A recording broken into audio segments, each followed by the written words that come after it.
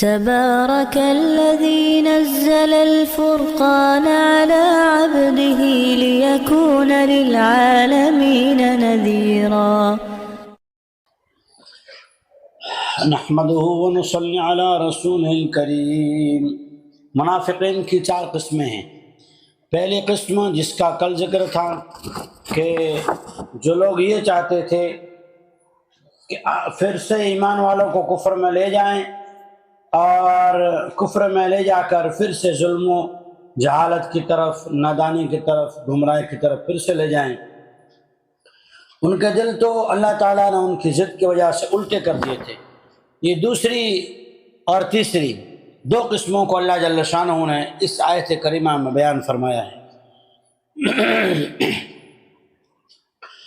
اعوذ باللہ من الشیطان الرجیم، بسم اللہ الرحمن الرحیم۔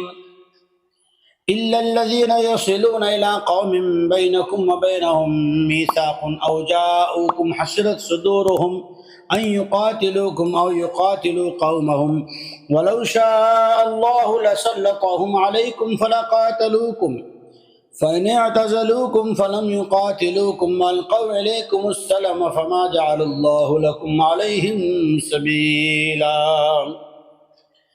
ہاں مگر وہ لوگ، یعنی ان سے جنگ نہیں کرنا ہے، جو لوگ ایسی قوم کے پاس جا کر پناہ لے لیں کہ اس قوم کے درمیان میں اور مسلمانوں کے درمیان میں جنگ، آپس میں جنگ نہ کرنے کے بارے میں میثاق یعنی وعدہ ہو چکا ہو۔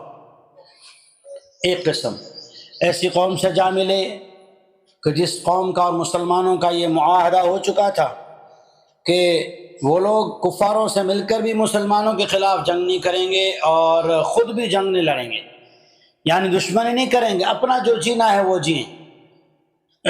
کسی کو کسی مذہب کے بارے میں اسلام جو ہے زبردستی نہیں کرتا۔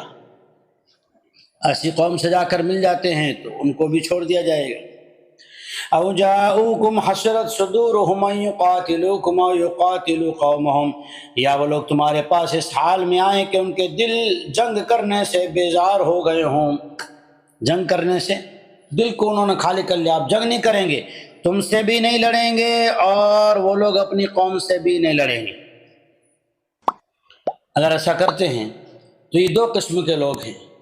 یا تو ایسی قوم کے پاس چلے جائیں کہ وہ لوگ جو ہے ایمان والوں کے ساتھ معاہدہ کر چکے ہیں، یا جو ایمان والوں کے پاس آ جائیں اور پھر جنگ نہ کرنے کا معاہدہ دل سے کریں، دل ان کا اس بارے میں مطمئن ہو۔